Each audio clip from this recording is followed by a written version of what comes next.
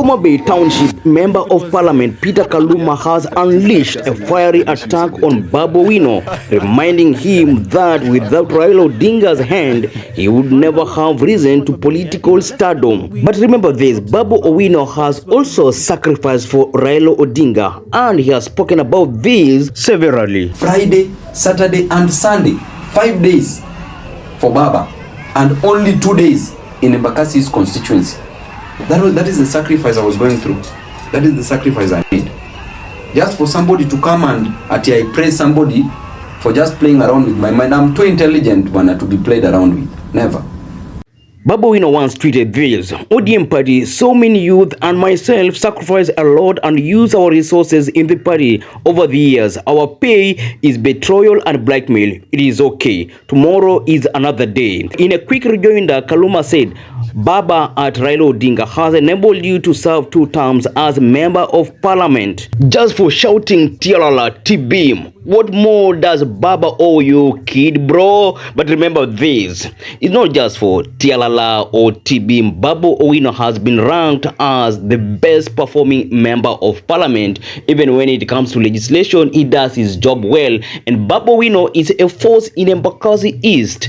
We can say it conclusively that without Raila, Babu Owino is nothing. Because what I understand is that Babu Owino has been a fighter right from university politics. He is a force that we cannot ignore. Okay, we can say that Raila's being in his camp is just because of appeal to authority, and also because Raila has built a name and he has a following. So when you associate with the Raila, people quickly trust you. So we can say that their relationship has been mutually beneficial. Raila has benefited and Babu Owino has benefited. So it is illogical to make a claim that it is Raila that has solely made Babu Owino a member of parliament for 2 terms, especially in Nairobi. If it were in Luo Nyanza, at least we would have agreed with him to some extent. Kaluma is fond of attacking anyone who is opposed to broad-based government, and in this tweet he was targeting Babu Owino when he said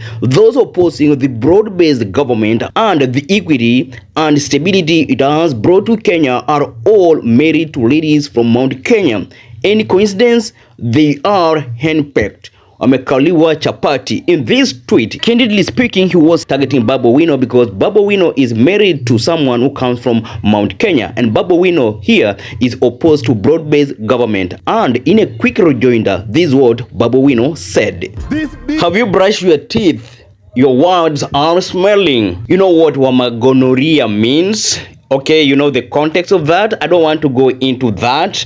And we also understand why Babu Owino talked about, brushing teeth. You know that. I don't want to talk about that because you know what is behind it. But what is clear is that this member of parliament right now can have a smile because he has already whitened his teeth. You must have seen that in the beginning because there's a video where he was laughing. You must have seen his teeth white. Another controversial tweet from this member of parliament is this one. This tweet has garnered over 100,000 views, and in this tweet, this is what Kaluma said. Meanwhile, Babu Owino's in-laws are chewing him dry fry while lying to him about votes he will never get. This boy has forgotten how many trips these conmen made to Bondo and how many we made to Central Kenya with no votes in return. First of all, this is beneath this member of parliament. He's a member of parliament and we expect him at least to use modest language, but look at how he talks. He calls others conmen, people who are there showing support for Babu Owino. Babu Owino is married to someone from Mount Kenya, and many of us actually have families in Mount Kenya. I have friends from Luo Nyanza who have family members in Central Kenya. So when you hear a member of parliament using this language at a point where we are fighting tribalism and want a united nation, for sure this can be so disturbing to many of us who want a united country. Honestly, in 2022, people from Mount Kenya supported Raila Odinga even though he did not win, but the fact remains Raila performed better in Mount Kenya in 2022 presidential race than in those other years he ran for president. Folks, you must have seen Dennis Waweru here. He's just here. Dennis Waweru can still be Babu Owino's running mate, and that will be a very stable ticket that can deliver victory in Nairobi. There's another tweet that Kaluma deleted where he was saying that Babu Owino wants to work with Gachagua just because Babu Owino attended Kalonzo's event where Kalonzo was meeting student leaders across Kenya and Babu Owino was present. And this is what Babu Owino said at that event. Musyoka tulienda na yeye presidential campaigns na hakupewa chochote, hata deputy president hakukua, ametosha hajatosha. Kwa hivyo you must register as a voter so that we disappoint Ruto and appoint who? We disappoint Ruto and appoint who? Because Ruto is busy antagonizing this country instead of organizing it. Corporate power. Asanteni.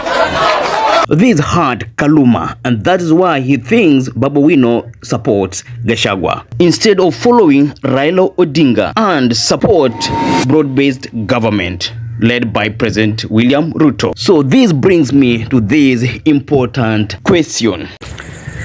Will Babu Owino support Kalonzo for the presidency? That is likely to happen. Considering how ODM has treated Babu Owino, it is reasonable for him to look for a party that will accommodate him. We've seen it happening. Babu Owino is getting closer and closer to Kalonzo. Just a few days ago, he was with the Kalonzo. He attended an event of Wiper Patriotic Party where Kalonzo really praised him and said that he wants to work with him. However, that is not auguring well, especially for members of parliament or generally ODM supporters from Luo Nyanza.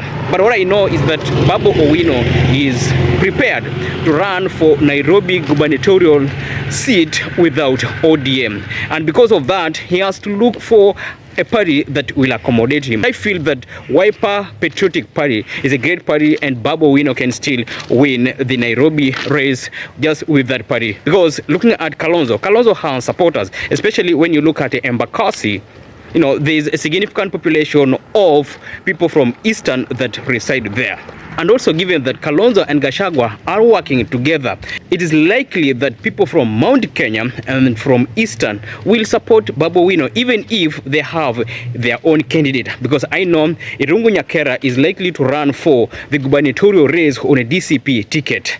And Babu Owino, to some extent, is being liked by people from Mount Kenya and those from Eastern. So without ODM, still Babu Owino can be a very strong candidate on a Wiper Patriotic ticket. What do you think?